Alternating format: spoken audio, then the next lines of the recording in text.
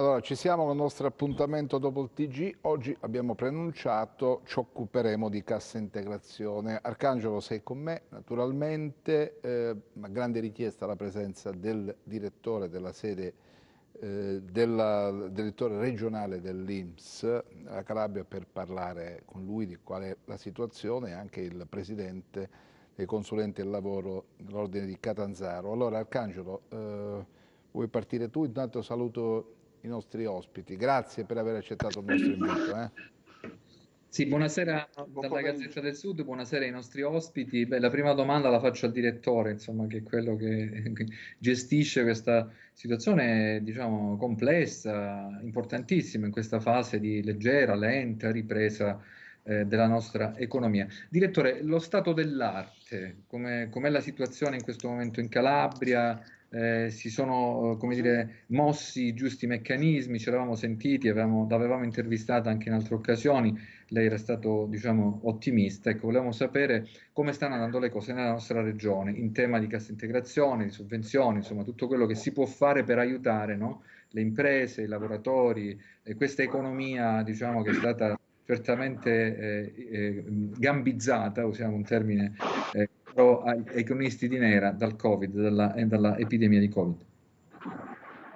Sì, buonasera di nuovo, bentrovati. Vi ringrazio perché mi date la possibilità attraverso questa vostra trasmissione di poter descrivere quello che è il lavoro che i nostri collaboratori stanno compiendo per cercare di assolvere nel migliore dei modi possibili a quelli che sono i compiti a cui siamo chiamati. Come certamente sapete, il presidente dell'INPS ci ha messo il professor Tridico personalmente alla faccia, annunciando che entro la fine di questa settimana noi... Ha detto venerdì, Tridico ha detto venerdì. Venerdì, quindi la fine della settimana, abbiamo detto la stessa cosa. La fine della settimana lavorativa, naturalmente. Entro venerdì Si è bloccato il collegamento. ha detto il professore, noi saremo in grado di assicurare che ci siamo. Sì, sì, ok. Sì, ci siamo, prego. Pronto? Sì, ci siamo. Tutto ciò che siamo in grado di poter lavorare, io ribadisco questo concetto perché come abbiamo avuto modo di dire in più occasioni anche in questa vostra trasmissione, il meccanismo è tale per cui noi ci ritroveremo probabilmente venerdì ad avere ancora delle pendenze. Abbiamo qualche problema però nel collegamento. Potranno in alcun modo, mi sentite? Adesso sì, ogni tanto Mi sentite? Sì, adesso sì. Sì, purtroppo io ho la difficoltà che... Va bene. Allora, dicevo, continueremo ad avere delle pendenze rappresentate dal fatto che non abbiamo ancora tutti gli elementi necessari per poter procedere alla liquidazione delle spettanze dovute. Mi riferisco, come probabilmente avete già compreso, all'SR41, il famoso modello che le aziende devono trasmettere per darci tutti gli elementi conoscitivi necessari al fine della liquidazione. Mi riferisco anche al fatto che ancora oggi la Regione sta inviando dei nuovi decreti e non è escluso che ne possa inviare anche successivamente alla data di venerdì, la qual cosa significherebbe che ci sono ancora dei lavoratori in attesa del previsto sussidio e che l'INPS, per quanti sforzi e per quanti impegni possa prendere al riguardo, non sarà in grado di onorare entro quella data a tutti i pagamenti. Ripeto, solo perché potrebbe succedere che non abbiamo tutti gli elementi necessari per poterlo fare. Ciò nonostante, ormai una grossa percentuale di lavoratori di questa regione hanno già percepito quanto dovuto, sia per quanto riguarda cassa integrazione sia ordinaria che in deroga, i fondi FIS e soprattutto anche il bonus da 600 euro, 500 per colf e badanti, che diventerà, poi sapete, quello di 600 euro in maggio diventerà un bonus da 1000 euro con la verifica di condizioni particolari che dovranno essere rispettate ai fini di poter percepire quelle somme.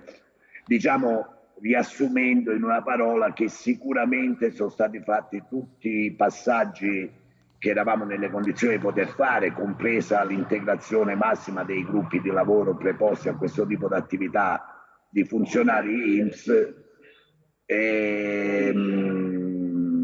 Non dobbiamo, come dire, recriminare alcunché, abbiamo fatto tutto quanto era nelle nostre possibilità. Senta, direttore, in Italia sono attualmente 420.000 i lavoratori in attesa. Qui in Calabria quanti ce ne sono di ricevere la cassa integrazione? Guardi, è una stima, lei sa che c'è stata, diciamo, una querel tra i 420.000 che stima l'INPS e il milione circa che invece qualcun altro ritiene sia il numero di lavoratori in attesa. Credo che le direzioni centrali dell'istituto abbiano provveduto a chiarire il fatto che tutto dipende dal cosiddetto tiraggio della cassa integrazione, in quanto un conto sono le prenotazioni che pervengono attraverso le domande e un conto è l'effettivo utilizzo che invece poi le aziende decidono di fare in base alle ore che noi abbiamo autorizzato.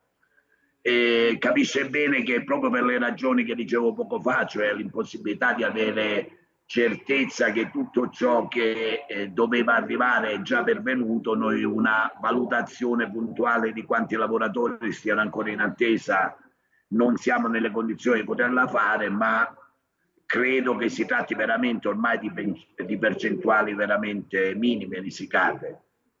Dottor Buscema, lei è presidente dell'Ordine dei Consulenti del Lavoro Catanzaro. La situazione in Calabria è a dir poco drammatica, no? Da questo punto di vista. C'è tanta gente in attesa di ricevere qualcosa. Tante persone dipendono un po' da questa possibilità che a questo punto Regione e INPS, no, trovino una soluzione velocissima per mettere a disposizione di tante famiglie un po' di soldini che in questa fase sono assolutamente necessarie. Sì, ha toccato, intanto ben trovati a tutti, grazie per l'ospitalità e un saluto anche ai telespettatori. Sì, ha centrato il punto, perché se diciamo, l'emergenza epidemiologica, o meglio, diciamo, gli effetti sul piano economico dell'emergenza epidemiologica ovviamente sono trasversali in tutto il Paese, sicuramente in un'economia fragile e già interessata da una situazione di crisi, se vogliamo, oramai perenne, no? Per certi versi, se stiamo a guardare all'ultima crisi, quella dal 2009 in poi, è chiaro che nella nostra regione ha avuto un impatto ancora più importante, a maggior ragione per il fatto che nella nostra regione il tessuto produttivo è costituito da piccole e piccolissime imprese che per stare al tema, come ha ben detto il direttore regionale dell'INPS, e voglio pubblicamente rendere merito anche all'INPS per l'attività che hanno dovuto fare con strumenti ordinari rispetto ad una situazione che ordinaria non è. Quindi dicevo, è chiaro che una piccola impresa non ha potuto nemmeno anticipare ai lavoratori la cassa integrazione, che poi non è nemmeno cassa integrazione, perché proprio la complicazione del nostro sistema prevede tutta una serie di strumenti di ammortizzatori sociali, non ultimo gli ammortizzatori sociali in deroga, per la quale il legislatore ha previsto una disciplina immaginando che... Abbiamo qualche problema, si è bloccato il collegamento. Ecco, adesso abbiamo È chiaro, Prego. è chiaro, ecco, quindi è chiaro che in questo caso i tempi si sono allungati, perché al passaggio normale, cioè quello di interlocuzione diretta tra datore di lavoro e istituto previdenziale, il legislatore prima di tutto ci ha messo in mezzo un procedimento che prevede un passaggio sindacale, quindi questo per certi versi ha un po' allungato i tempi sin dall'inizio. Nella cassa integrazione in deroga soprattutto ulteriore passaggio, perché la Regione, il legislatore ha previsto che dovesse stipulare un accordo quadro con le parti sociali. Anche noi come consulenti del lavoro abbiamo dato il nostro contributo, abbiamo partecipato proprio tenendo conto dell'impatto sui lavoratori e sulle aziende a questa attività, e tutti diciamo, ci siamo rimboccati le maniche perché il legislatore aveva previsto 4 mesi di tempo per poter presentare le domande di cassa integrazione. Consideriamo che dalla cura Italia, che è stato approvato nel mese di marzo, noi in teoria oggi potevamo nemmeno siamo ancora in tempo per presentare le domande, ciò nonostante invece tutti velocemente abbiamo cercato di metterci del nostro, mandare le domande, mandare anche gli SR41 come si diceva, ma è chiaro che quando le domande sono tante, è chiaro che quando il procedimento è così farraginoso, inevitabilmente, noi peraltro lo avevamo detto in tempi non sospetti, subito dopo il Cura Italia, dico noi come Fondazione Studi dei Consulenti del Lavoro, che era impossibile tecnicamente che si potesse giungere al pagamento nei tempi che erano stati auspicati all'inizio, addirittura si parlava prima del 15 aprile perché proprio le procedure non lo consentivano. Il problema però è un altro. Il problema è che col decreto rilancio, che doveva servire per semplificare le procedure, in realtà da un'analisi proprio tecnica della disciplina così come è stato modificato, il rischio che si allungheranno i tempi, perché hanno previsto una procedura ancora più farraginosa di quella precedente e hanno reintrodotto il procedimento sindacale che in realtà in sede di conversione del decreto Cura Italia era stato tolto.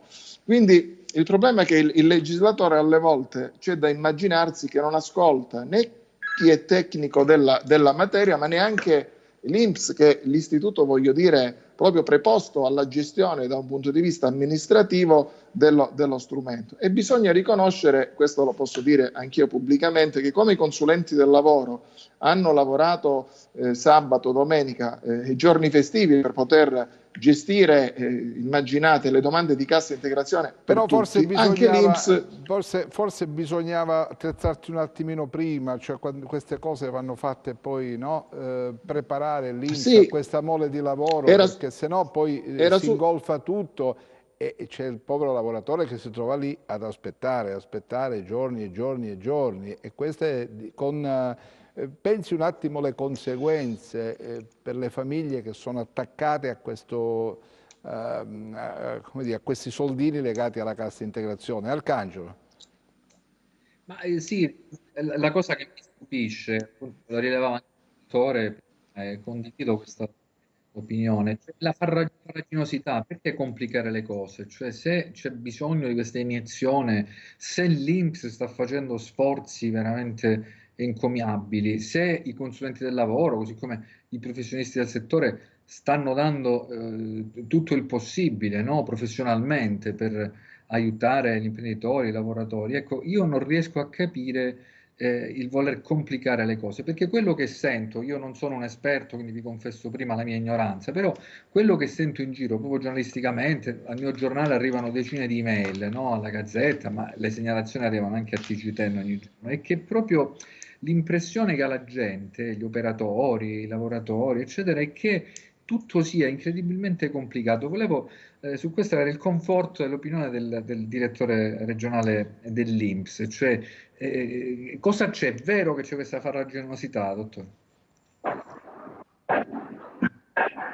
È certamente vero, lo diceva poco fa anche il dottor Buscema, l'ho detto io in altre circostanze e lo hanno ormai considerato in molti, l'utilizzo di uno strumento che era adatto in condizioni ordinarie ha palesato tutte le proprie diciamo le difficoltà che ci sono a utilizzarlo invece in una fase straordinaria come quella che abbiamo vissuto e stiamo continuando a vivere. Noi abbiamo provato a fare tutto quanto si potesse fare a supporto sia in termini di semplificazione laddove era possibile semplificare.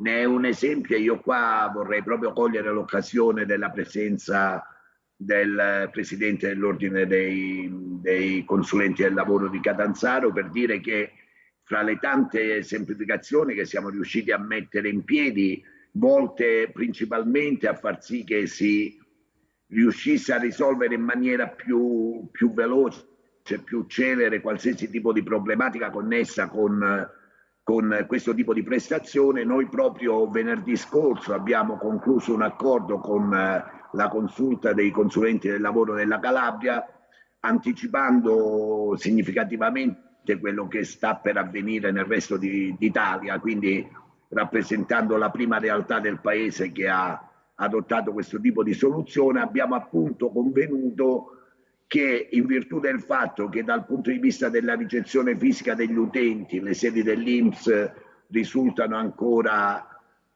diciamo tra virgolette chiuse, nel senso che tutti quanti sappiamo che l'INPS non ha mai chiuso, nemmeno nel periodo di lockdown che ci ha costretti tutti quanti a rimanere a casa, perché sfruttando la grossa capacità del proprio sistema informativo e utilizzando prevalentemente quindi la telematica, abbiamo continuato a fornire servizi anche per via telefonica. Io guardavo stamattina le statistiche relative alle chiamate e alle risposte pervenute sui centralini provinciali che abbiamo appositamente creato in questo periodo.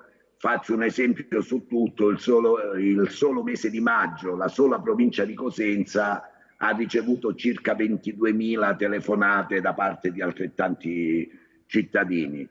Per quanto riguarda l'utenza privilegiata, quindi consulenti del lavoro, commercialisti, patronati, noi abbiamo continuato a dare risposta attraverso strumenti ormai consolidati, quali sono il cassetto previdenziale, il cassetto aziende, il portale telematico dell'INPS, ma abbiamo ritenuto che forse questo non fosse del tutto sufficiente per far sì che si potessero affrontare e risolvere insieme problematiche, per esempio connesse con la corretta compilazione dei modelli SR41 da parte degli intermediari.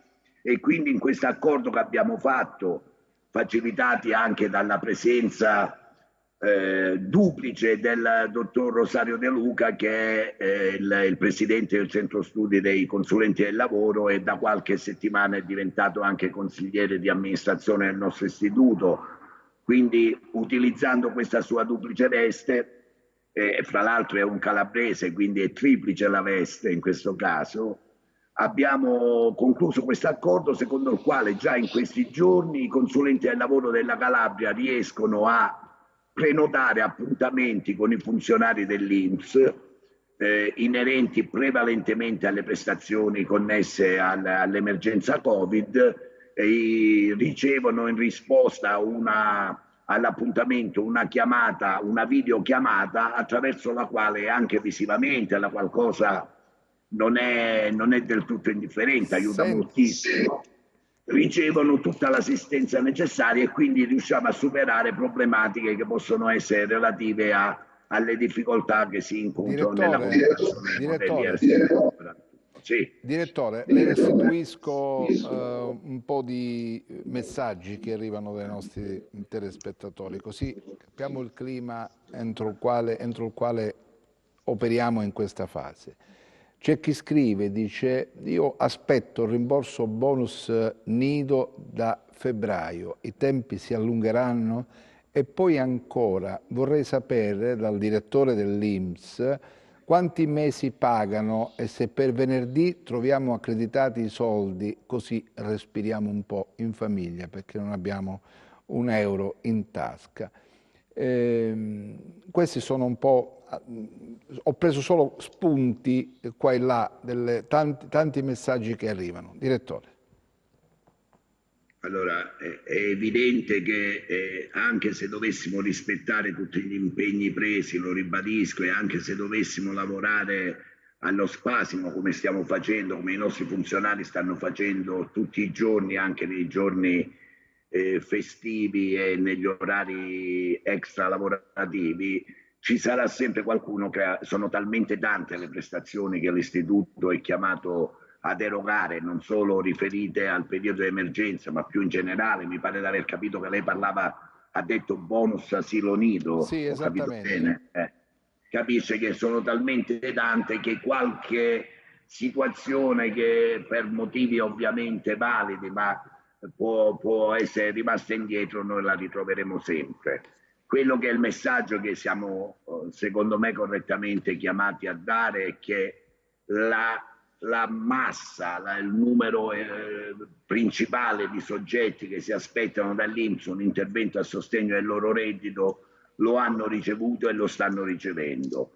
Questo non ci giustifica assolutamente rispetto a coloro, seppur pochi, che invece questo sostegno ancora non l'hanno ricevuto. Faremo senz'altro, come lei sa, abbiamo fatto in tutto questo periodo e come da sempre il nostro istituto fa, tutto quanto è nelle nostre possibilità per cercare di rispondere anche a queste residuali posizioni, ma purtroppo sono cose che ci sono e continueranno a esserci. Quello che certamente io vorrei, se mi consentite, sfruttare un attimo la visibilità che mi deriva da questa vostra trasmissione, perché stamattina ho avuto, diciamo, un momento di sconforto nell'ascoltare. Ho trovato in rassegna stampa una serie, come tutte le mattine, oltre ad articoli di giornale, ho trovato anche qualche filmato di trasmissioni televisive che ovviamente riguardano l'attività del nostro istituto. Ce n'era una di Tele Lombardia che veramente mi ha lasciato sconcertato, perché il conduttore diceva di aver letto sui giornali che i dipendenti dell'INPS della Calabria hanno chiesto 10 euro per ogni pratica di cassa integrazione in aggiunta al proprio stipendio. Capite bene che la cosa mi ha oltre che stupito, anche amareggiato, al punto che non sia vero. Presumo non sia assolutamente vero. Non vero. Sarebbe davvero una cosa... Assolutamente non vero, e voglio utilizzare questa vostra vetrina per chiarire in maniera, diciamo, che non possa rimanere alcun residuo di dubbio in alcuno, che non esiste proprio. Io ho scritto al direttore della testata affinché provveda a farmi sapere il conduttore, che fra l'altro poi ho visto è anche un ex deputato, insomma una persona che dovrebbe sapere che le parole che vengono dette, soprattutto nel corso di una trasmissione televisiva, hanno un peso.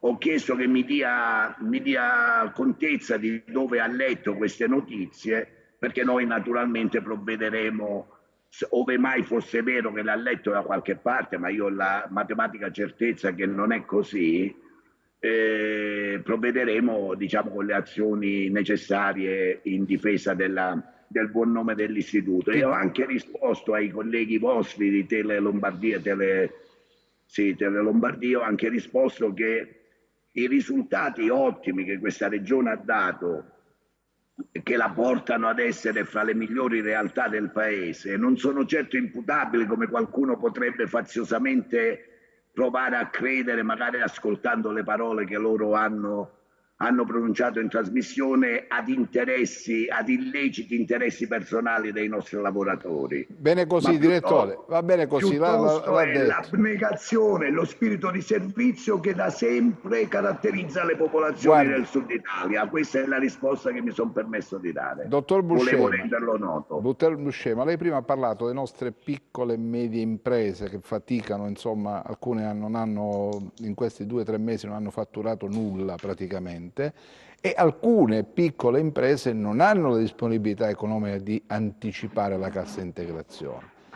Questo significa che c'è sempre il lavoratore che alla fine si trova a dover sopportare gli inghippi, le difficoltà, la burocrazia. Leggevo stamattina sul quotidiano La Repubblica, per esempio, un imprenditore che dice: beh, noi non siamo in grado, quindi non in Calabria ma in Lombardia, non siamo in grado di anticipare la cassa integrazione, e dice a un certo punto l'operaio gli ha detto: vabbè, allora a questo punto meglio non lavorare, mi piglio il reddito di cittadinanza e così si va avanti. È pericolosa questa, come dire, questa interpretazione del momento difficile che stiamo vivendo tutti, dottor Boucher.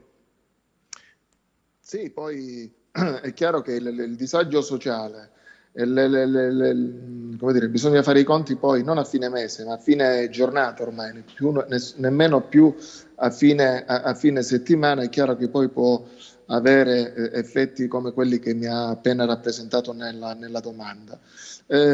Io penso che bisogna adottare delle misure semplici e come dire, soprattutto di veloce utilizzo da parte delle imprese e dei lavoratori, perché il problema, attenzione, al di là ora dei numeri che tutti abbiamo ascoltato nelle diverse conferenze stampa e quanto altro, no? Perché poi ci sono tecnicismi che è chiaro che non è questa la sede per parlarne, però di quelle risorse che effettivamente sono state stanziate, che sono tangibili, e purtroppo la difficoltà reale è stata quella che nelle tasche dei lavoratori sono arrivate tardi.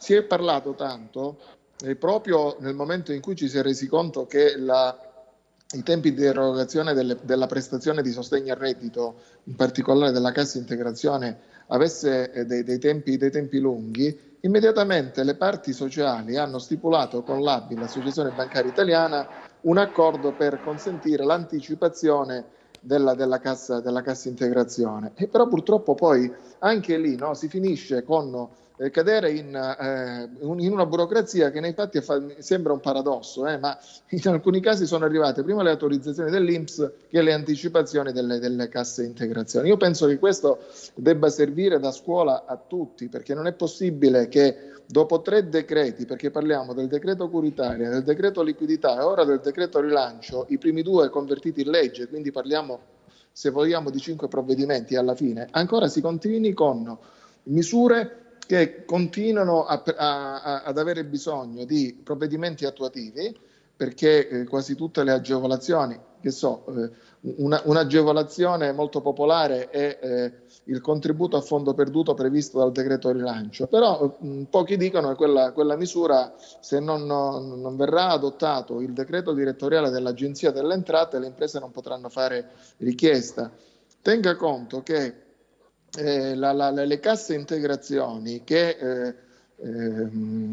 sono per 9 settimane più 5 di proroga, in realtà la gran parte delle imprese le hanno finite perché le 4 aggiuntive si potranno utilizzare solo dal 1° settembre.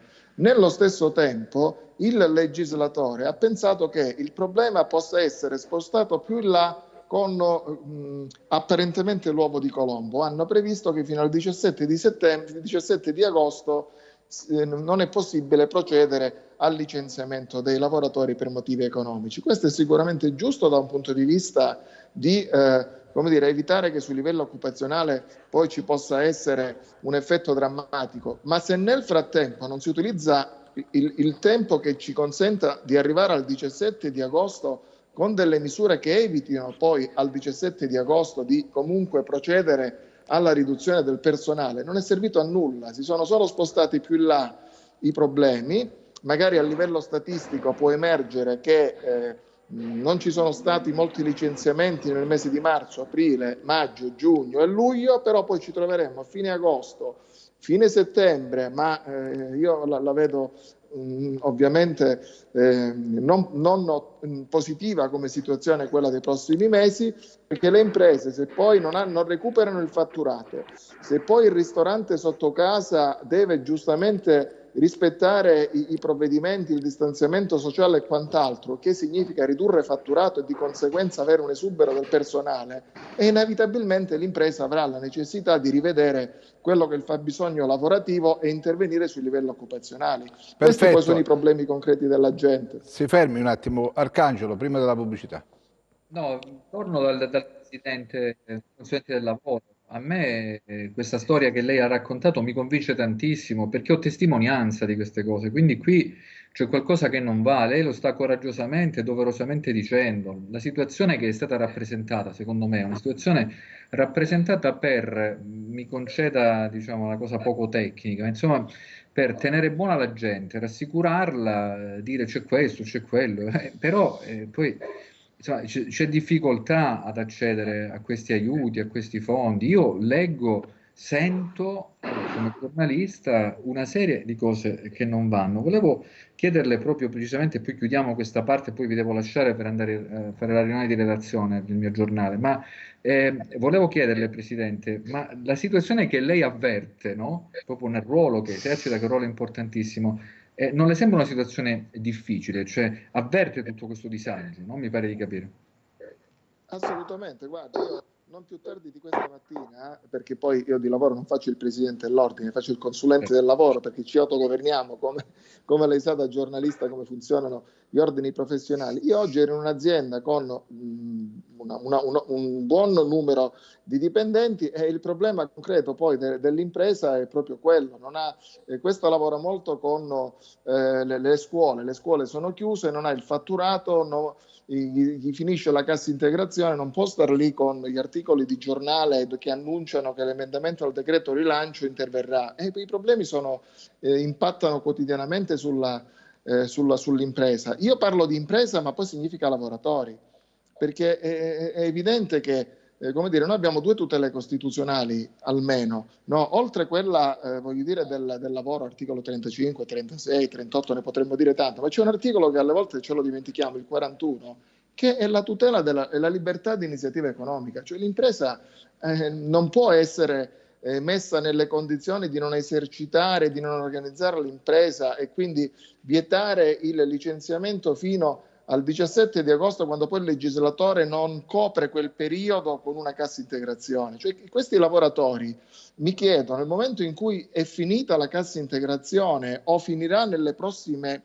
2 settimane, perché quelli sono, diciamo, l'arco temporale di termine delle 9 settimane più 5 è quella, e come farà quell'impresa a reggere sul mercato? E se avremo le manifestazioni, avremo le astensioni collettive, gli scioperi dei lavoratori perché non vedranno retribuite quelle ore, cioè, il rischio del disagio sociale al quale lei accennava prima è molto forte. Se non si interviene con diciamo un piano di sostegno importante alle imprese, perché poi significa dare il sostegno ai lavoratori, cioè se si interviene solo a valle, cioè sostegno al reddito, ma non si interviene a monte, cioè sul piano economico, che poi consente prima di tutto di mantenere il lavoro dell'imprenditore, perché molto spesso in Calabria l'impresa significa lavoratori, l'artigiano, i soci stessi lavorano nella impresa, ma poi anche i lavoratori occupati dall'impresa stessa. Nel momento in cui muore un'impresa muoiono tutti i lavoratori che sono da essa occupate. Quindi l'intervento sull'impresa è fondamentale. Il sostegno al reddito serve per sopperire, per tamponare, ma di prospettiva bisogna intervenire invece sul tessuto produttivo. Altrimenti, come dire, ci diremo, parleremo degli effetti, ma non avremo mai ragionato delle cause che portano agli effetti. Ci dobbiamo fermare un attimo, c'è la pubblicità. Arcangelo, con te ci vediamo domani, ne continuiamo tra un attimo. Poi, se mi consentite, prenderei anche qualche sollecitazione che arriva dai nostri telespettatori. Grazie, a tra poco.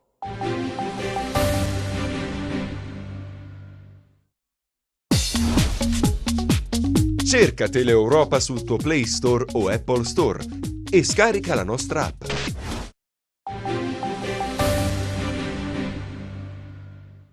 Allora, torniamo in diretta. Direttore, senta, noi poi dobbiamo combattere contro questo mostro che si chiama la burocrazia, no? L'ideale sarebbe saltare tutti i passaggi. Capisco che non si possa fare in emergenza, che sia difficile smantellare questo sistema, ma i soldi promessi però devono arrivare presto, solo così si riuscirà a fermare l'emorragia. I soldi devono tornare a far girare l'economia, no?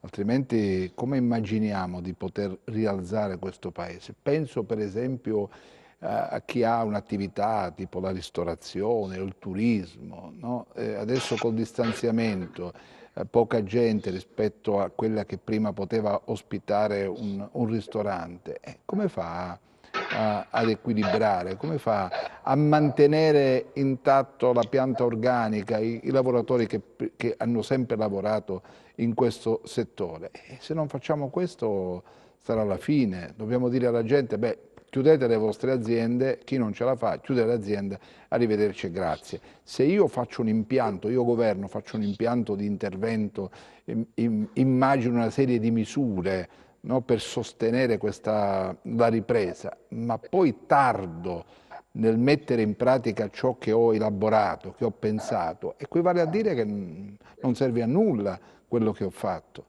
Direttore, capisco che è una posizione un po' difficile, ma insomma questa è.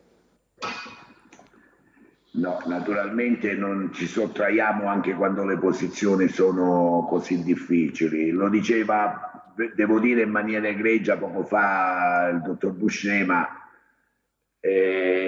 ci sono delle situazioni connesse a questi decreti che sono stati emessi per cercare di dare sollievo alla situazione che indubbiamente, come lei stava descrivendo, è una situazione difficile, grave. Ci sono intere categorie, interi settori che, ahimè, avranno grossissime difficoltà a riemergere, a riposizionarsi in considerazione dei limiti, dei blocchi a cui lei stesso faceva riferimento. Certo, bisogna considerare che non era e non è nemmeno facile per chi poi deve prendere le decisioni essere preciso e puntuale su tutto ciò che è necessario fare. Fra l'altro, dal di fuori è davvero molto semplice dire che bisogna bypassare le procedure, semplificare, dare tutto a tutti, dare celermente, come già avevo avuto modo di dire in altre occasioni, l'onere del controllo, della verifica, onde evitare che ci possa essere qualcuno che in qualche modo di questi benefici possa approfittarne, tutto in capo a chi governa, all'amministrazione pubblica e quant'altro. E quindi le due cose debbono in qualche modo equilibrarsi. Sicuramente si poteva fare molto meglio, si poteva pensare molto di più al mondo delle imprese, come diceva Peppe poco fa. Io credo che quello che è stato fatto sia qualcosa di veramente importante, ma convengo sul fatto che si potesse in qualche modo essere più incisivi. Già mano a mano che sono sviluppati i vari interventi si è cercato di raddrizzare, di correggere gli errori che sono stati fatti in prima battuta. Se ritorniamo al discorso della cassa integrazione, ad esempio, mi riferisco alla deroga. Come sapete, è stato eliminato un passaggio che non era proprio un passaggio da poco, il fatto di dover transitare attraverso gli accordi, attraverso la regione, con i decreti e quant'altro. Tutta questa parte ora non è più richiesta, le domande perverranno direttamente al nostro istituto, quindi c'è un grosso risparmio di tempo. Il nostro istituto a sua volta ha l'onere, cosa che prima non era prevista, di procedere subito con l'anticipazione del 40%, il che porterà senza dubbio sollievo immediato ai lavoratori. Dopodiché possiamo discutere all'infinito sul fatto che forse non era necessario mantenere l'invio dei modelli SR41, che forse l'istituto certi dati li possiede già all'interno delle proprie banche dati, che probabilmente si poteva creare una serie di automatismi che agevolassero in qualche modo ulteriormente la situazione. Ma certo, col senno del poi, chi non è chiamato a dover fare è molto più semplice che possa portare critiche all'operato di chi invece fa. Onestamente penso che tanto di buono è stato fatto e tanto di buono forse si poteva fare ulteriormente, invece si è mancato di farlo. Direttore Buscemi, l'operaio piuttosto che l'addetto di una piccola azienda non è figlio di un Dio minore, nel senso che va tutelata la sua quotidianità, perché tutti hanno famiglia da portare avanti e in una situazione così in carenza di denaro è difficilissimo. Si poteva fare magari come è stato fatto in altri paesi, penso alla Germania che ha pompato denaro sui conti correnti e ha dato la possibilità alle aziende di respirare, evitando tutti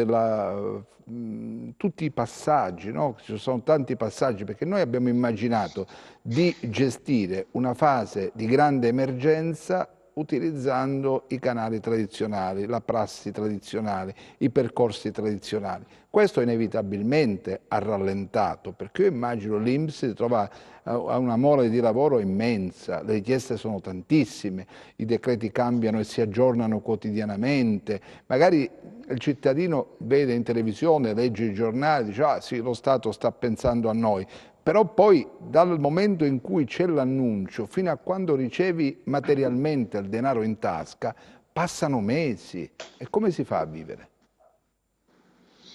Sì, sì, è proprio così. Io penso una cosa. Allora, prima di tutto sarebbe fondamentale utilizzare l'ascolto per risolvere i problemi, no? Non voglio, voglio dire, mi piace rimanere sul tecnico per il ruolo che rivesto, però io lo sottolineavo prima, no? Noi stiamo facendo una grande trasmissione di servizio perché stiamo parlando di problemi che interessano tutti, dall'impresa al lavoratore, quindi è una cosa fondamentale. Solo che quando noi andiamo, no, sul piano tecnico, che sarebbe il ponte dello Stato verso, parlando degli strumenti oggetto della nostra trasmissione, dallo Stato quindi il denaro, la liquidità nei confronti delle imprese e dei lavoratori, qualcosa si ferma. Ma io vi dico una cosa, l'abbiamo sentito parlare del decreto rilancio, no? Se vi ricordate, il decreto rilancio si chiamava decreto aprile. Il decreto aprile perché doveva essere approvato nel mese di aprile. Nel mese di aprile perché era fondamentale intervenire in quel momento, perché voglio dire, era necessaria la velocità nel dare strumenti a favore dei lavoratori. Poi siamo arrivati al mese di maggio, ma pochi sanno che quello che ha detto bene poco fa il dottor Greco, cioè aver saltato il passaggio della Regione sulla cassa integrazione in deroga, cioè interviene direttamente l'INPS, purtroppo l'INPS, fin tanto che non trascorrono i 30 giorni dalla data di entrata in vigore del decreto, il decreto è entrato in vigore il 18 maggio, il decreto prevede che le domande potranno essere presentate solo dal 18 giugno, quindi parliamo di questioni concrete. Quindi il datore di lavoro per i propri lavoratori in forza deve chiedere la cassa integrazione all'INPS, non può essere presentata perché il decreto lo impedisce, dice tu la potrai presentare solo dal 18 di giugno. Che cosa succederà? Io già mi immagino quando arriveremo al mese di giugno, perché poi fatte le domande ci vuole l'autorizzazione, perché senza autorizzazione l'impresa, il consulente non può mandare come dire, la rendicontazione per dare il saldo, perché arriva il 40%, ma è un acconto rispetto agli importi dovuti, e comunque il 40% l'INPS lo darà dopo la domanda. Allora finirà, e mi dispiace di questo perché devo riconoscere, perché noi siamo l'altro lato dell'INPS, perché l'INPS è da una parte e noi siamo dall'altra per gestire in comune queste problematiche, finirà, io già me lo immagino nei talk show e nei mass media in genere, che diranno ancora una volta che le casse integrazioni non arrivano perché l'INPS ha ritardato, perché gli strumenti non vanno bene. Qua bisogna dircela chiara però, è vero, la burocrazia ci crea tantissimi problemi, però dobbiamo anche riconoscere che la burocrazia molto spesso si muove sulla base di norme di legge che fa il legislatore, che fa la politica e che ha fatto e sta facendo oggi la politica, non ha fatto tanti anni fa. Perché se noi avessimo applicato delle regole vecchie e basta, e allora sì, effettivamente c'è bisogno di aggiornarle, di modificarle, ma nel momento in cui il legislatore interviene oggi 5 volte, come avevo detto nel mio precedente intervento, e allora no, qua c'è qualcosa che non quadra. E cosa non quadra? Non quadra perché non ascoltano evidentemente chi questo lo fa di mestiere. Non ascoltano le associazioni evidentemente di imprese, perché non voglio immaginare che Confindustria, Rete Imprese per l'Italia, Confcommercio, Confartigianato, CNA, tutte le associazioni datoriali più rappresentative non abbiano posto questi problemi. Evidentemente non ascoltano evidentemente l'INPS, l'INPS viene ascoltato in audizione, quindi nel percorso parlamentare c'è anche il momento nel quale il legislatore ascolta chi pone i problemi, però evidentemente perseverano. Chi poi materialmente le cose le deve fare, perché se tu fai l'annuncio però non hai esattamente contezza di quali sono i passaggi, tu dal punto di vista politico te ne lavi le mani, io ho fatto l'annuncio, ho la misura pronta, quindi ai cittadini dico che ho pensato per aiutarli a questa operazione, però poi tra il dire e il fare, insomma, passano vari passaggi. Ho una telefonata, scusi un attimo. Scusi un attimo. Scusi un attimo, una telefonata, pronto? Pronto? Un attimo solo che arriva la telefonata, vediamo il telespettatore che cosa ha da dirci. Pronto? Vado avanti allora? Mi avvisate voi quando c'è... Pronto, mi sente? Sì, la sento, sì, sì. Prego, faccia la Allora, domanda. vorrei sapere quando pagheranno a Vibo Valentia la disoccupazione in deroga. È da marzo che siamo, dai primi d'aprile che siamo in disoccupazione in deroga, però non abbiamo avuto niente, non sappiamo niente, l'INPS non risponde, non sapremmo come fare. Bene, le faccio rispondere subito, grazie. Presidente, chiamato in causa. Se non risponde, insomma. Parla di me? Sì. No, parlo del direttore dell'INPS. Ok. Amate confondermi col Presidente, ma è una carica di cui non riesco a onorarmi.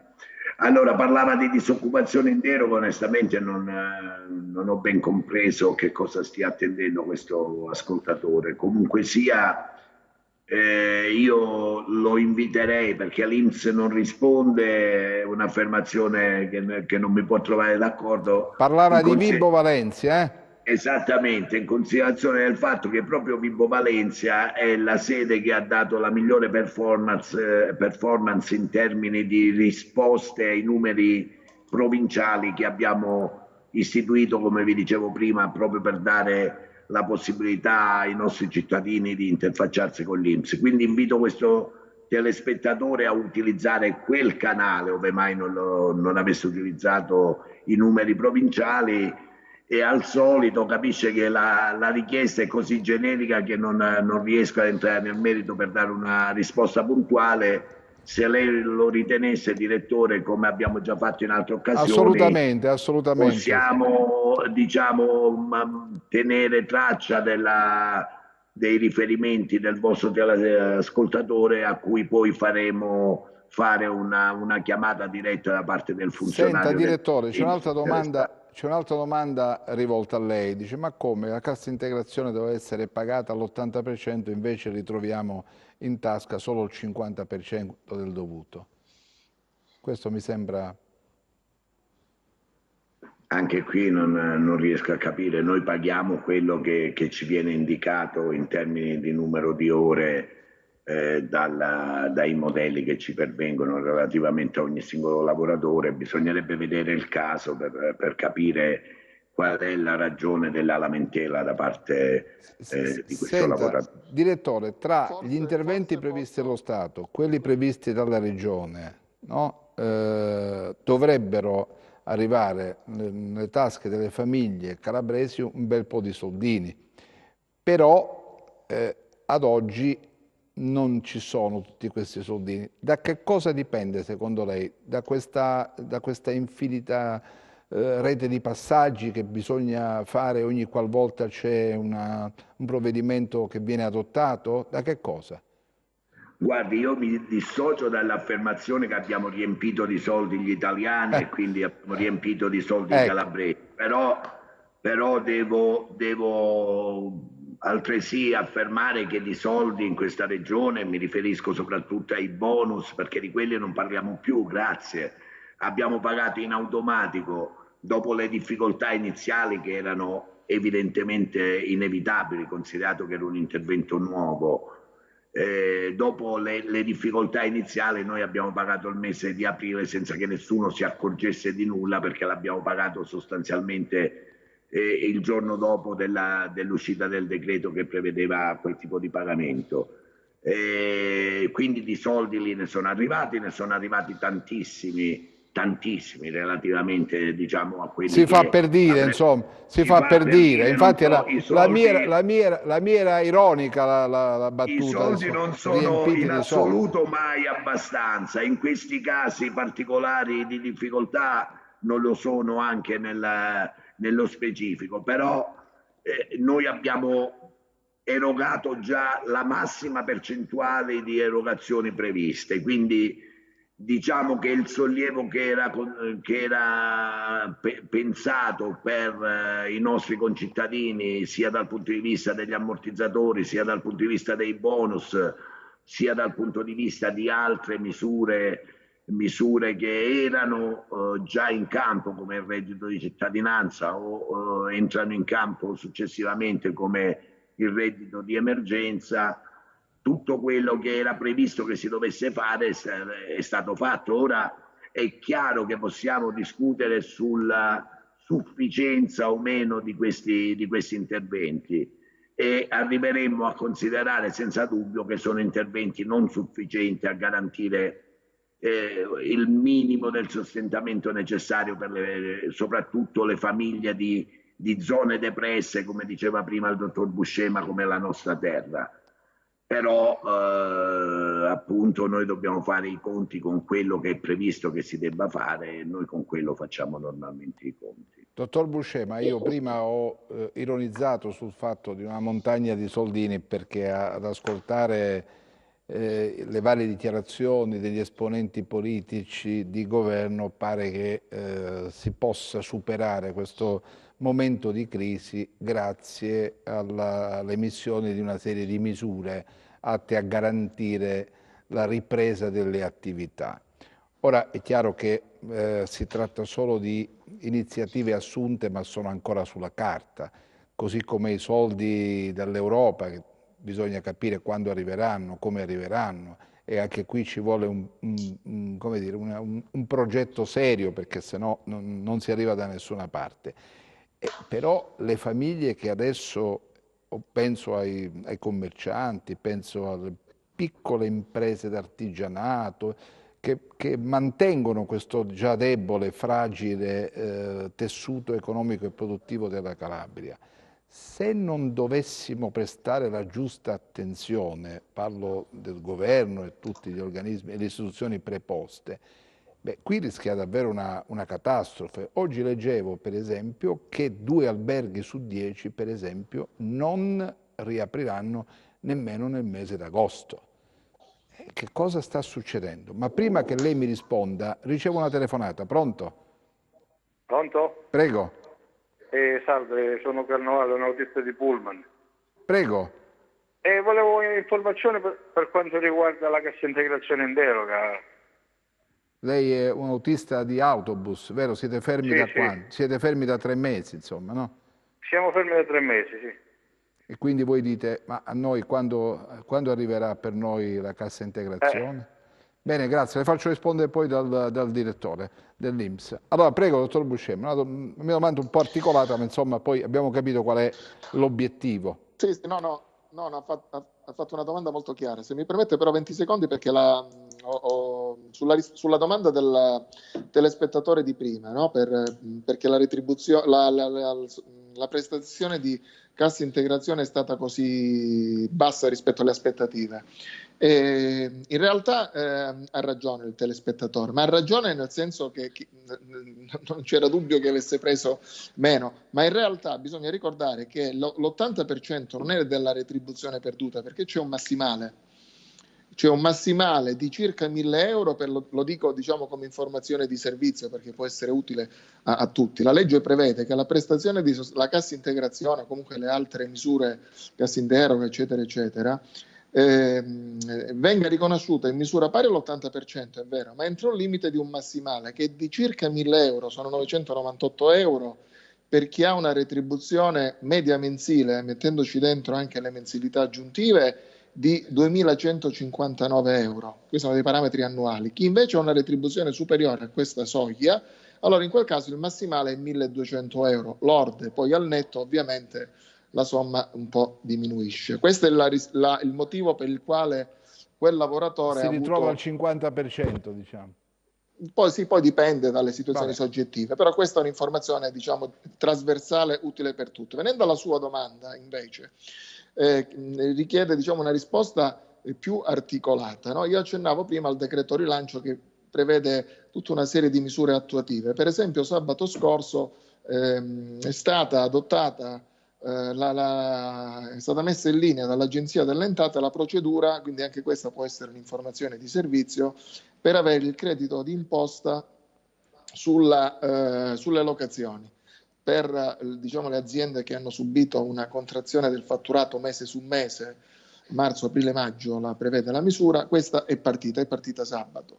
Poi ce ne sono tante altre che devono partire, perché abbiamo lo accennavo prima, il contributo a fondo perduto, quello fin tanto che l'Agenzia delle Entrate non adotterà il decreto direttoriale ancora non è applicabile, così come non sono applicabili o non è possibile fruire di tutte, e questa è un'altra diciamo un altro problema per le imprese, perché lei prima ha giustamente puntato il dito sugli alberghi che non aprono. Lei avrà visto per strada che diversi esercizi non hanno aperto, no? Io penso che ognuno di noi che vede un esercizio chiuso si chiede: ma perché questo esercizio non ha aperto e ha chiuso definitivamente? Beh, uno dei problemi, glielo spiego io qual è che le misure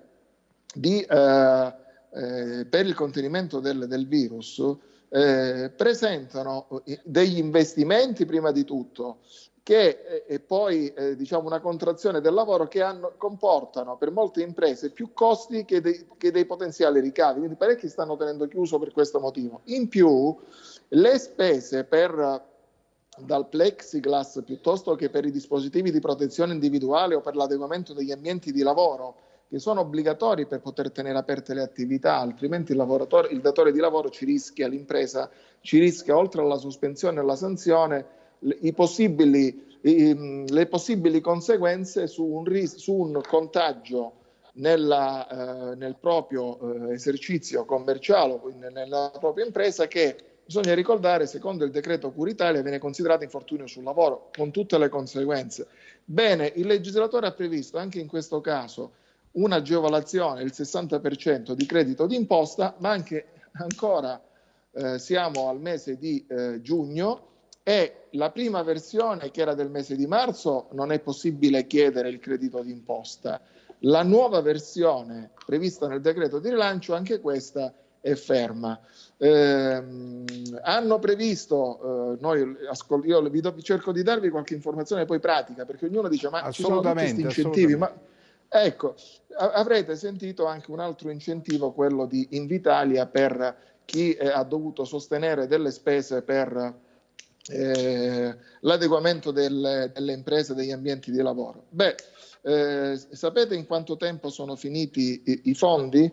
In poco più di un secondo. Hanno fatto il famoso click day, lo stanziamento era solo limitato, erano 50 milioni di euro. Ovviamente le imprese in Italia tutte avevano bisogno di accedere a questo beneficio, perché ognuno ha dovuto sostenere dal detergente fino ad arrivare alla mascherina o comunque tutte le spese. In un poco più di un secondo, questa non è informazione ovviamente mia, sono informazioni disponibili per chiunque, sono pubbliche. E allora che fai a fare questo? E che lo fai a fare un provvedimento di questo tipo quando sai che la misura ha una quota di disponibilità di denaro limitata per tutte le aziende? È chiaro che se io... stavo per dire, diventano delle misure che si rischia di farle apparire, non so se lo sono veramente, come delle misure di marketing, no? Per poter dire che abbiamo introdotto una misura, però l'impresa si scoraggia, non va bene così. Lo so che è di marketing, perché come fa un'azienda che non ha la possibilità di organizzare la sua proposta al cliente seguendo quelle che sono le direttive anticontagio, e se non ha questi soldi come fa ad aprire? È chiaro che non ce la fa ad aprire. Certo. E se tu metti a disposizione 50 milioni... Se tu metti a disposizione 50 milioni di euro per tutte le aziende, è chiaro che chi arriva prima può attingere e chi non ce la fa rimane fuori. Ma se io rimango fuori, 3 mesi non ho fatturato, ho i dipendenti da pagare, devo sistemare la mia azienda per essere in linea con i dettami anti-Covid, anticontagio, è chiaro a quel punto non apro, chiudo e aspetto. Aspetto che cosa? Non lo so, perché poi così si va veramente in una situazione che non oserei immaginare, perché a settembre, come diceva lei prima e come diceva il direttore dell'INPS che ha convenuto con lei, insomma, sarà veramente difficilissimo gestire questa situazione. La conflittualità sociale raggiungerà livelli esponenziali. Ma bisogna agire adesso. Ma se tu fai l'annuncio e poi non sei conseguenziale, alla fine illudi solo le persone che poi quando si devono misurare col mercato sanno di non essere in grado di poter partecipare alla fase di rilancio, di riapertura, di riposizionamento, e quindi questo, penso alla nostra debole economia, alle nostre piccole imprese, piccole aziende, quante ne moriranno? La pubblicità tra poco.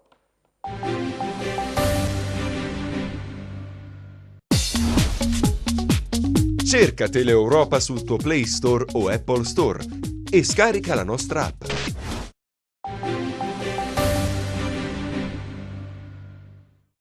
Allora, torniamo in diretta. Il direttore dell'INPS doveva rispondere alla domanda del nostro telespettatore autista di bus, diceva: ma quando arriverà per noi la cassa integrazione? Allora, sì, rispondiamo. Le aziende di trasporto hanno un iter, le pratiche di cassa integrazione per le aziende di trasporto, un iter leggermente differente da quelle altre, e devono essere oggetto di valutazione e di autorizzazione da parte di un comitato centrale che fra l'altro in periodo Covid è anche stato commissariato.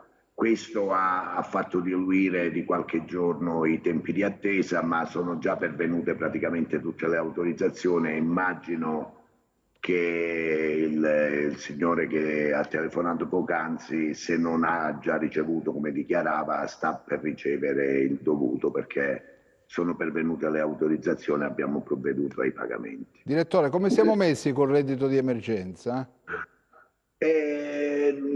Pensavo che nella nostra regione ci potesse essere una maggiore richiesta, adesso non ho sotto mano, fra l'altro io sapevo di dover partecipare a una trasmissione su altri temi, ma sì, va vabbè, bene così.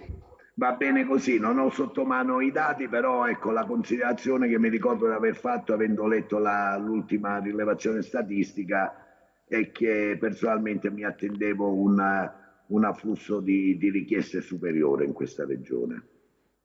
No, direttore, noi parliamo di tutto, lei ci dà la Sì, disponibilità di parlare di tutto. No, lei è così disponibile. Tra l'altro oggi abbiamo il piacere di avere davvero un cavallo di razza, il dottor Buscema, come ha avuto modo di riscontrare, è veramente un super esperto di queste cose che si ascolta con molto molto piacere e dal quale c'è sempre qualcosa da imparare da parte di tutti quanti noi, quindi credo che la sua presenza qualifichi oltremodo la vostra trasmissione. Lei è così cortese da accettare i nostri inviti, quando abbiamo la fortuna di averla parliamo a 360 gradi di tutto, perché lei non si sottrae mai a nessuna domanda, di questo le devo dare atto pubblicamente. Senta, quindi reddito di emergenza è una misura che non ha, come dire, attirato l'attenzione di molti calabresi. Non così tanti quanto personalmente mi attendevo, però sono tutte situazioni in itinere che potrebbero anche ribaltarsi rispetto a quelle che sono le verifiche che abbiamo già effettuato. Se nel frattempo, mentre parla il dottor Buscema, su un altro intervento potrei anche provare a tirar fuori i dati per essere Grazie direttore, grazie, ci farebbe cosa gradita. Dottor Buscema, perché non tira il reddito di emergenza? Forse perché si cerca dell'altro, qualcosa di più solido, di più duraturo, di più ancorato in un arco temporale più ampio, forse, no? Questa precarietà nella precarietà anche dell'intervento. Diciamo che è uno strumento che già di per sé forse è stato stimato per un numero di beneficiari maggiore. Proprio oggi sul principale quotidiano economico, a conferma di quello che diceva il direttore Pino Greco, effettivamente in tutta Italia c'è questa situazione. Occorre tenere conto che i requisiti sono stringenti, poi molti dei nuclei familiari già percepiscono altri strumenti di sostegno al reddito, quindi verosimilmente già questo ha di per sé ridotto il bacino dei potenziali fruitori. Poi io penso che ci sia anche un po' di scoraggiamento da parte delle persone, perché si rischia poi alle volte di come dire, generalizzare, quindi immaginare che alcune misure che invece sono già operative, addirittura scade scadono anche i termini per la presentazione delle domande, poi invece siano quelle che ancora debbono essere messe Dottor in Buscemi, campo. mi dice per favore che giudizio ha lei delle banche, come in questa fase si stanno comportando? Beh, la risposta più semplice sarebbe dire che le banche fanno le banche, no? Quindi no, al di là della battuta, no? Il problema delle banche è questo. Le banche sono legate a delle regole particolarmente severe, sia di natura nazionale, che in particolare il testo unico bancario, ma anche una disciplina europea che assegna grandi responsabilità non solo alla banca di per sé, all'ente banche, ma anche alle singole persone, quindi immagino il direttore di banca o comunque tutti i soggetti che hanno responsabilità nel dare l'ok alle pratiche. Questo allora determina un allungamento dei tempi, ecco, per esempio sulle 25.000 euro da qualche giorno stanno effettivamente iniziando a sbloccarsi le pratiche, ma il decreto liquidità Ma sono molto stringenti però i criteri per l'assegnazione, cioè già tagliano una platea di possibili destinatari. E sulle 25.000 euro, anzi, diciamo, i requisiti sono tutto sommato minimi. Il problema invece è per le imprese un po' più grosse, quindi parliamo delle soglie oltre i 25.000 euro, lì ci sono diversi requisiti che hanno già frenato le imprese ad accedere. Guardi, gliene dico una delle condizioni per poter accedere le stavo chiamando agevolazione, in realtà al finanziamento, è quello che bisogna gestire i livelli occupazionali con le organizzazioni sindacali. E questo ha frenato, questo le posso dire, un dato di feedback da parte delle imprese, ha frenato le imprese perché come fa uno oggi a sottoscrivere un finanziamento nel momento in cui poi non può toccare i livelli occupazionali, deve concordare, poi una norma così generica, senza tra l'altro prevedere una scadenza.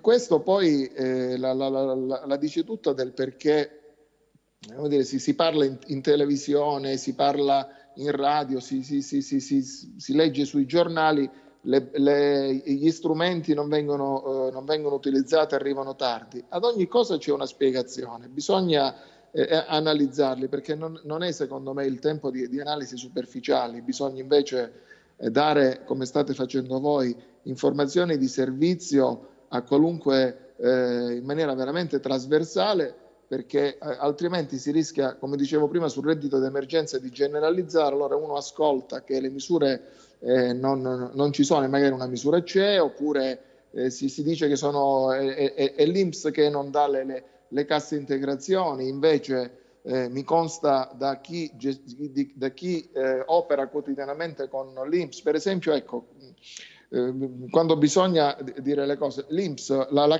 regione Calabria è stata la prima in Italia ad adottare un accordo nazionale per consentire l'accesso alle sedi in videoconferenza, proprio per dare le risposte ai cittadini, perché se il cittadino va al patronato o l'impresa va dal consulente del lavoro e non può accedere all'INPS per chiedere delle informazioni, e poi di che cosa parliamo? La fermo un attimo, c'è una telefonata, abbiamo selezionato un'altra telefonata. Pronto?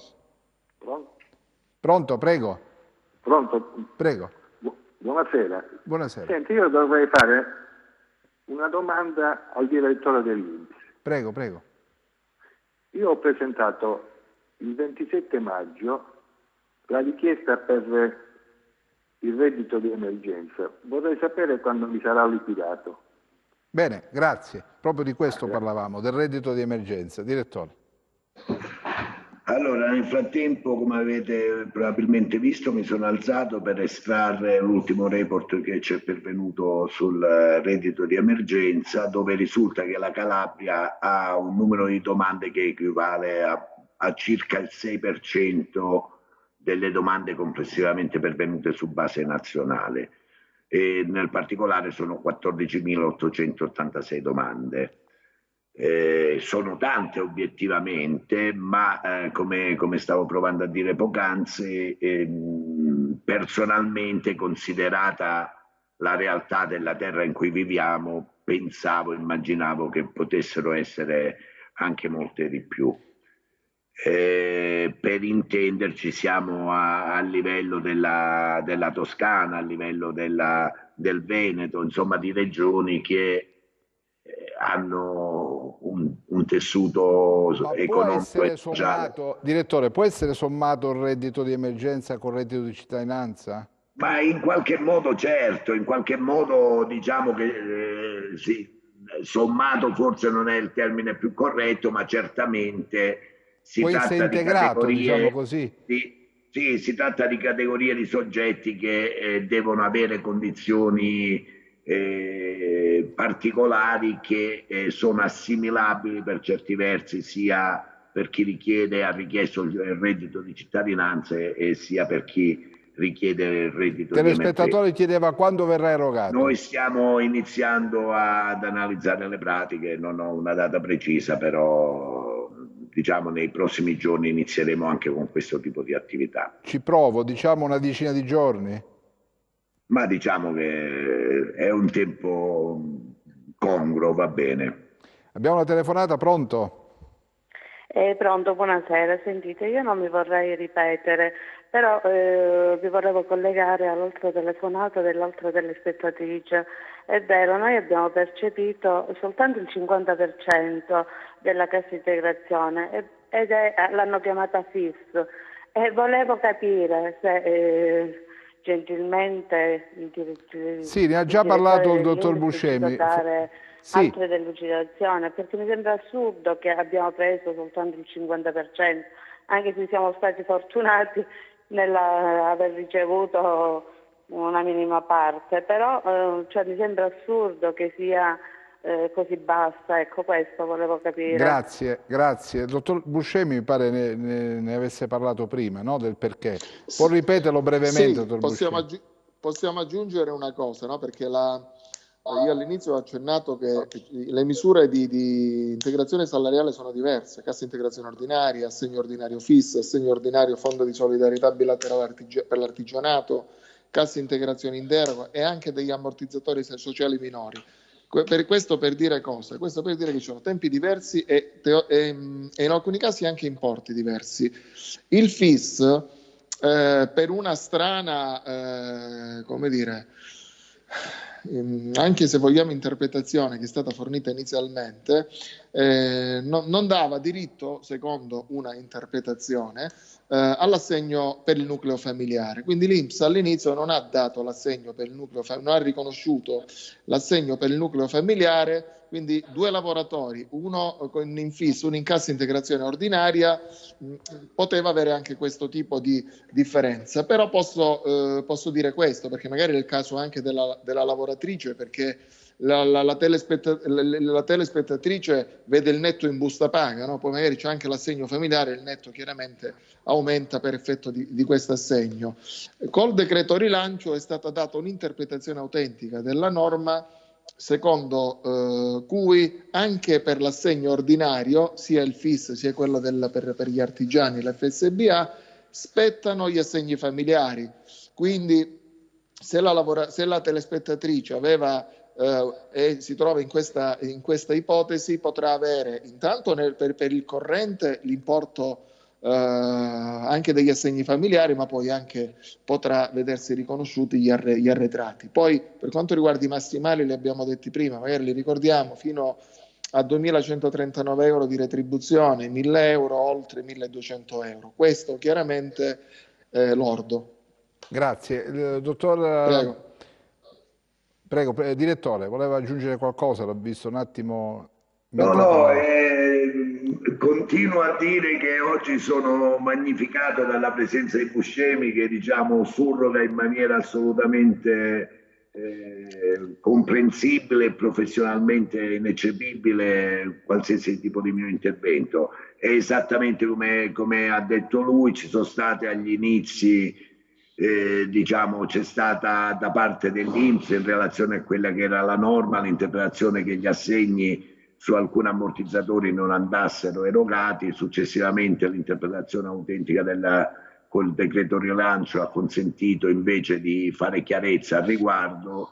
Se capisce, ancora una volta voglio dirlo, che da telefonate così in trasmissione noi possiamo provare a interpretare, a cogliere il problema, però vi posso dire potremmo anche sbagliare evidentemente. Però vi posso dire che siete molto gettonati, perché dobbiamo selezionare telefonate, sono una montagna le arrivano. Pronto? Guardi, è Buscema che attrae, non ci sono dubbi. Posso fare una domanda, un appello al direttore dell'INPS? Prego. Ma è normale che noi lavoratori che lavoriamo con una busta paga, anche misera, dobbiamo essere derisi e dobbiamo sentire persone che lavorano in nero che si vanno a prendere reddito di emergenza, questo e quell'altro? Ma è possibile che non c'è nessun metodo per sanare queste persone?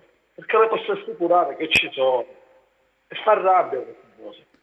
Persone che lavorano in nero si vanno a prendere 8.600 euro di reddito di emergenza. Grazie alla domanda. Grazie. Ci fanno anche le battutine. Grazie. Direttore.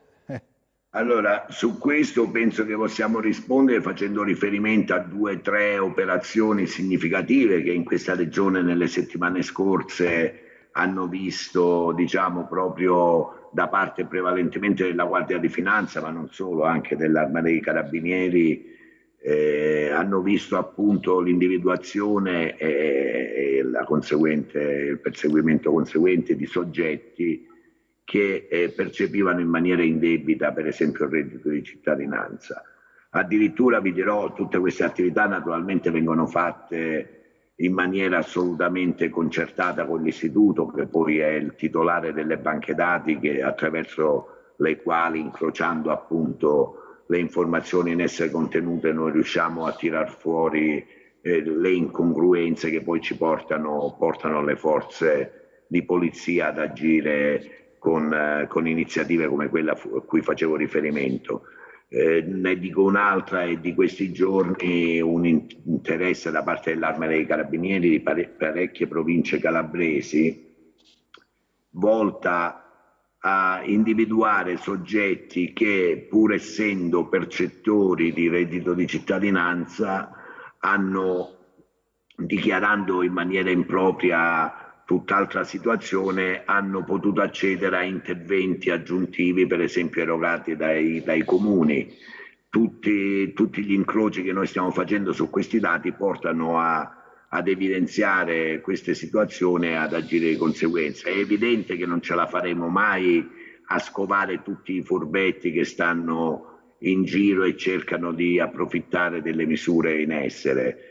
Certo sarebbe, e noi spesso agiamo anche in questo senso, ora non voglio fare un appello alla delazione, però tante segnalazioni da parte dei cittadini ci portano poi ad approfondire e in alcuni casi anche a individuare coloro che si permettono di deridere, come faceva riferimento il telespettatore poc'anzi. Cose squallide. Cose squallide. Lavora onestamente. Abbiamo l'ultima telefonata. Vi prego, l'ultima telefonata. Pronto?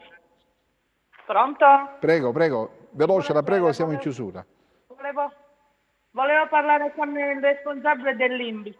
Prego, dica. Allora, siccome io ho perso il lavoro per il coronavirus, ok? Adesso sono in disoccupazione, va bene? E niente, adesso ho percepito due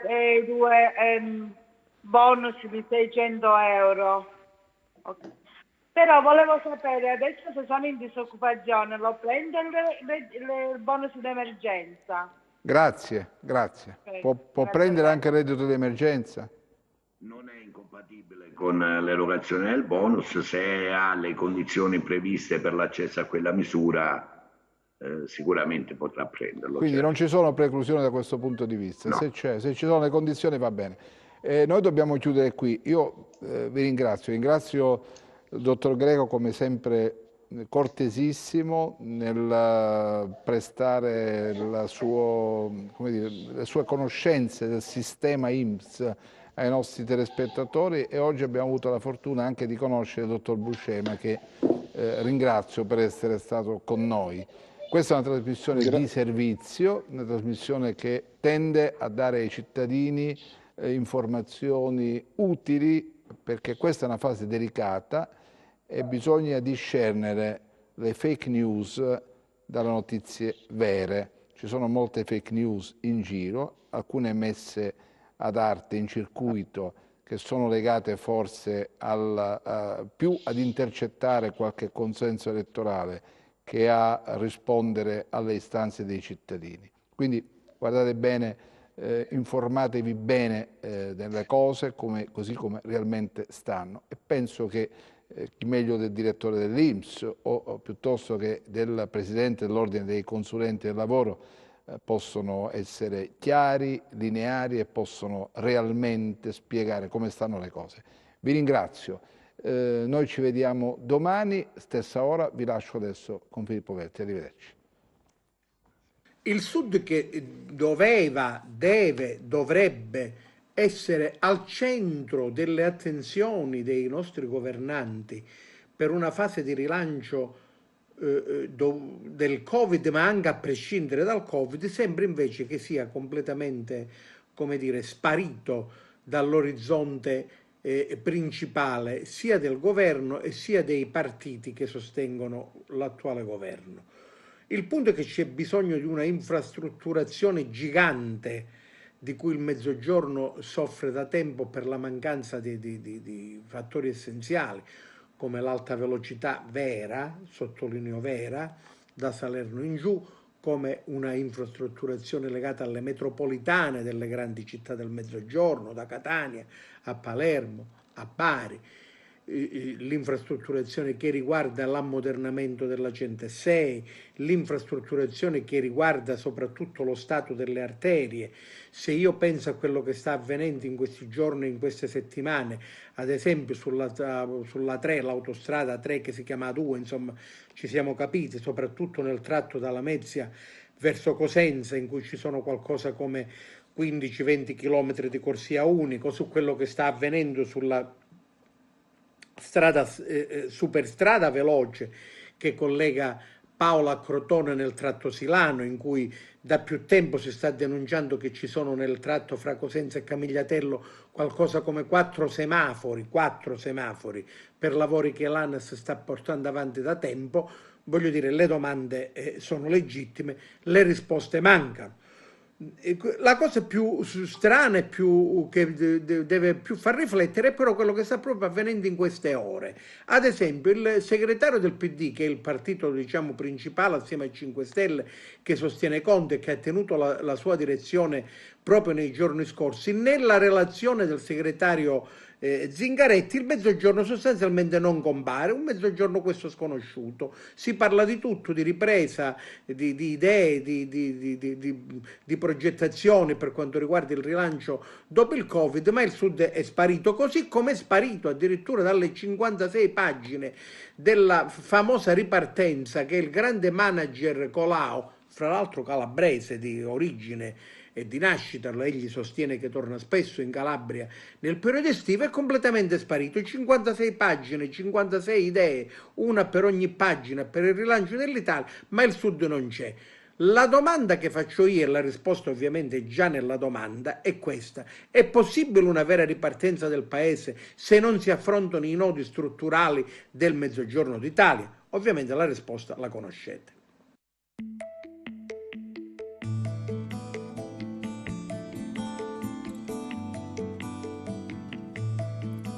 Chissà terra brucia come un sole ad agosto, la mi fare diventare niente fumo e tutto arrosto. E quando guardo il cielo, è il cielo più bello che c'è, che quando ti risbigli dici è me. Ci supposti che suppugni altri posti su carizze, certe volte su mugugni, altri volte su bellezze. Dico che terra mia con una virgola si cangiasse, perciò chi ne ci ha messo punto con una gomma ci passasse.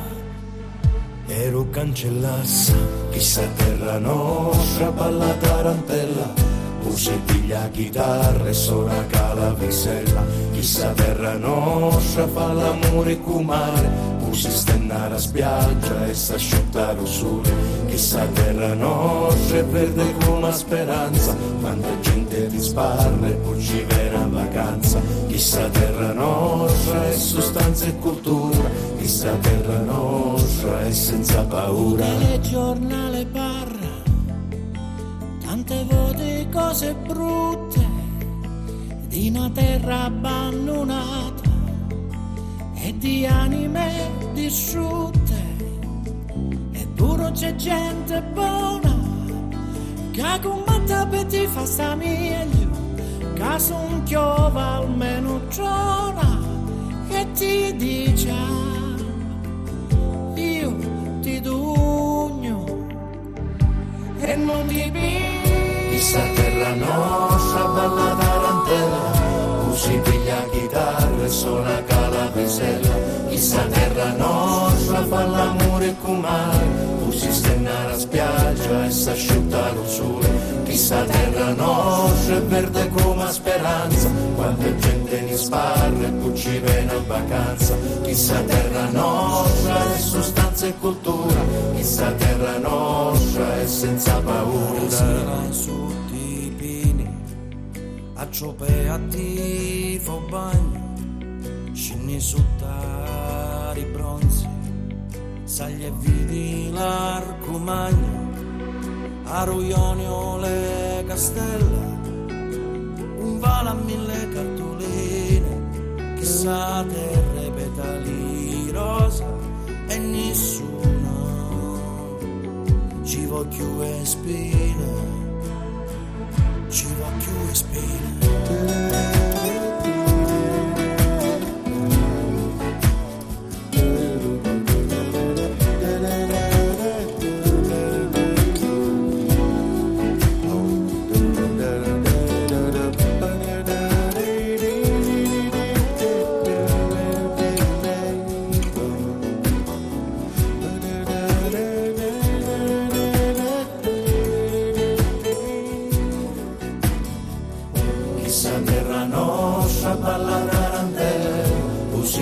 Chitarra e suona calavicella, chissà terra nostra, fa l'amore con mare, usi stennare a spiaggia e s'asciuttare il sole. Chissà terra nostra è verde come speranza, quanta gente ne sparra e poi ci viene in vacanza. E quando guardo il cielo è il più bello che c'è, ma quando ti risvegli dici è me.